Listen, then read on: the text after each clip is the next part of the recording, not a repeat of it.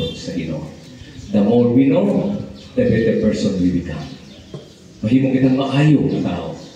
Kanang maayo kita nga tao, mag-ampo kita nga kanang lawom ang atong pag-ampo. Lahit nga kani ang level sa pag-ampo ngadto sa Ginoo. Kay nahibalo man kita. Dili lang kay sa ato ang itawag nga common knowledge, acquired knowledge, kundi murag ang atong nahibaluan na through our own discovery of His presence. Na ato ning gamiton na rin yung palambo ang atong pagbuo, o palambo ang atong relasyon sa Ginoo. Then ikaduha, okay sa na mo explain buta kung mga na sila, but not to argue with them. Dili ta mag-argue kanila, kung dili mo explain kita kanila. Kaya ni Father Gitgano, usahin pa na ito ng aking dematic Father Gitgano, no, actually he is not debating, but he is explaining. Na kayo mga tana, explain niya. Explain. But not to look at after debate. Dilit na mga tana, mangita aron makigdebate. Di na ito ni ganito, aron na makigdebate. Wala yo'y kapuslanan ang pakigdebate. Pero ang pinaka-importante, ang pagpasabot, mao ang pinaka-importante.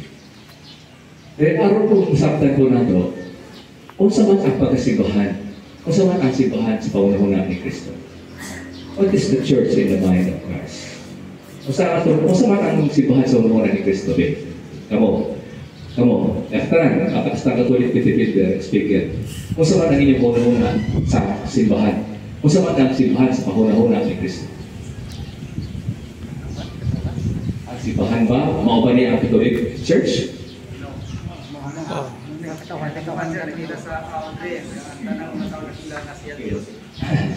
Nanay statement ni Pope Benedict XVI nito niya itong 2000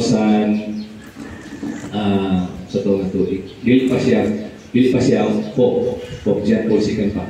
Cardinal pa siya ni panahon. Hapit na siya mo Pope ato. Amurang Pope na siya. Tingin mo siya, outside of the church, there is no salvation. Gawas sa simbahan, wala kay kaluwasan. Batikan to. Kunya, Batikan 1. na dayon. Kung sa madiay ang simbahan sa pangunahuna ni Kristo, o kinsa man ang atong isipon nga gawas sa simbahan. Sige. Try. Aron ma-explain ninyo.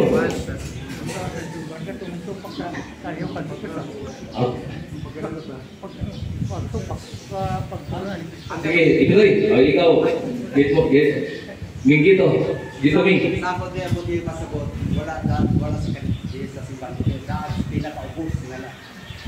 Kung magatawan Pili, outside of the church man, there is no self. Gawa sa simbahan, wala na kaluwasan. Kung sa man ay ang gawa sa simbahan, o kung sa man ang simbahan, sa pangunahan ni Kristo.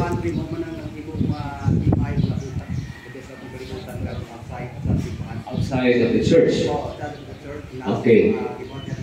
Di maayo. So, meaning to say, isa katoliko ka, kung isa katoliko ka, kung hindi ka magpapayo, you are the outsider.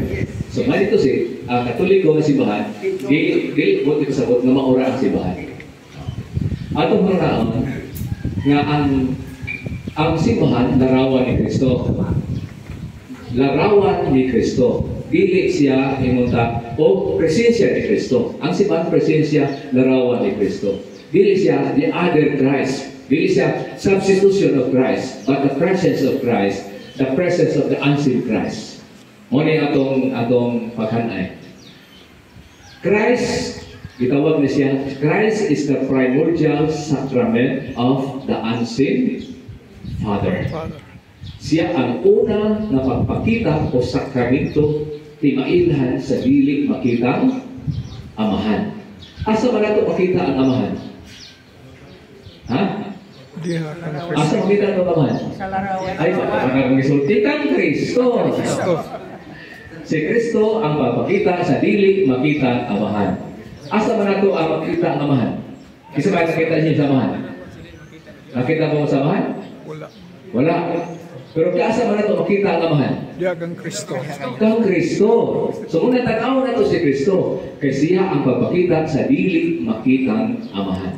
The totality of Christ, ang iyang hingpit, pagkahingpit ni Kristo, both words and action, mao ang pagpakita sa dili makitang amahan. So ang Yes. iyang pulong o ang buhat pagpakita sa dili makitang amahan. Now, gimatay siya, namatay. Ibalik na siya sa amahan. Dili nato makita. Now, kisa naman, asa nato makitaan si Kristo? So, munin sunod. If Christ is the primordial sacrament of the unseen Father, kung si Kristo ang papakita sa dili makitang amahan, si Kristo ang simbahan mao ang papakita sa dili makitang Kristo. Kristo. Ang simbahan mao ang pagpakita sa dili makitang Kristo. So sa ito pa, asa na makita si Kristo?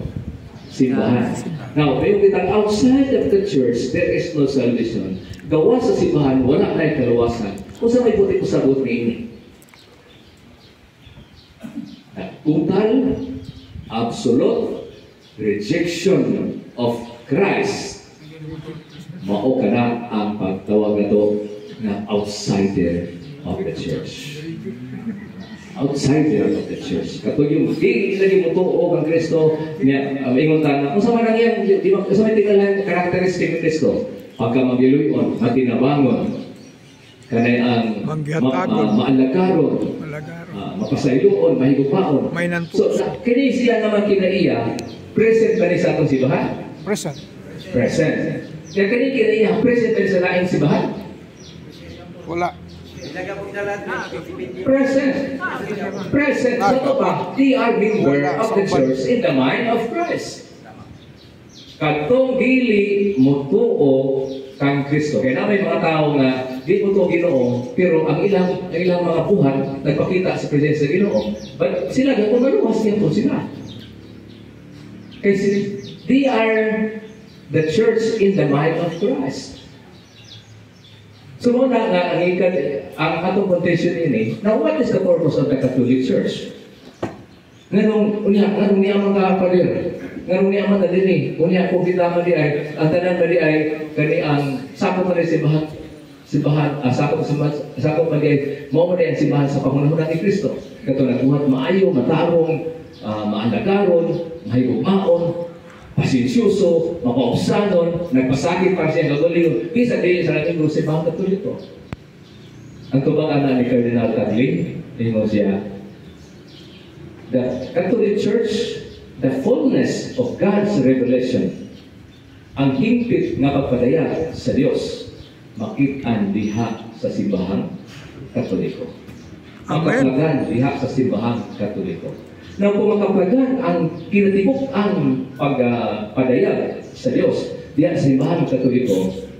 So sa may ato pribilehiyo kini kanato nga ato kining puy-an o kining pagpadayag nga naa dinhi the deposit of kani ang revelation of Christ's revelation makita diya sa simbahan Katoliko. Ato kining puy-an, ato kining ipakita sa buhat. Aron ang buhat nato o ang atong pulong walay kalainan sa dili makitang Kristo nga aron initakbo nato sa itong isikatawa mo explain na ang atong pulong o ang atong buhat ngadto kanila. Amen. Muna, no? So sa to pa, sa may atong buhat ni, sa ipopos na naman mag-study ta, aron malahong nato atong relasyon sa Ginoo. Aron kung mapalawang nato ang relasyon sa Ginoo, the more we'll be able to know Him, the more nadako ang atong pagkahibalo kaniya, the more nasayot ang atong pagpasabot ni atong ulang sa pagtuo. O naay dakong pagtuo, pero sayop ang ilang gituuhan.